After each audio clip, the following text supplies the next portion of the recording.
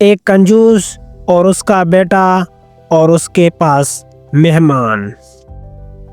ایک دفعہ ایک کنجوس کے پاس کوئی مہمان آیا تو اس نے اپنے بیٹے سے کہا، بیٹا جاؤ اور عمدہ قسم کا گوشت لے کر آؤ مہمان کے لیے۔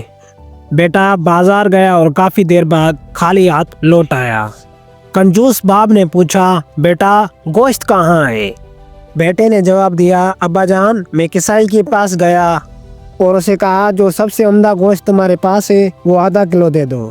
کسائی نے کہا، بے فکر رہو، میں تمہیں ایسا گوشت دوں گا کہ گویا مکھن ہو۔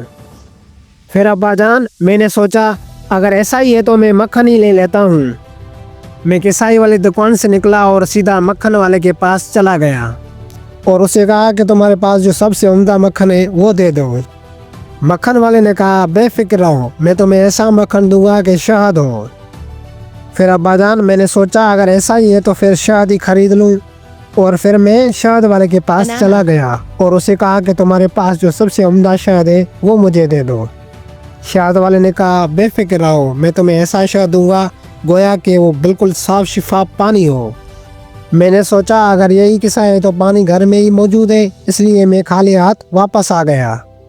کنجوس باپ کہنے لگا، واہ بیٹے یہ تو تم نے بہت عقل مندی سے کام لیا، مگر ایک نقصان پھر بھی کر دیا، وہ یہ ہے کہ ایک دکان سے دوسری دکان جانے میں تمہاری جوتی گھس گئی ہوگی۔ بیٹا بولنے لگا، فکر نہ کرو ابا جان، میں جوتی مہمان کی ہی لے گیا تھا۔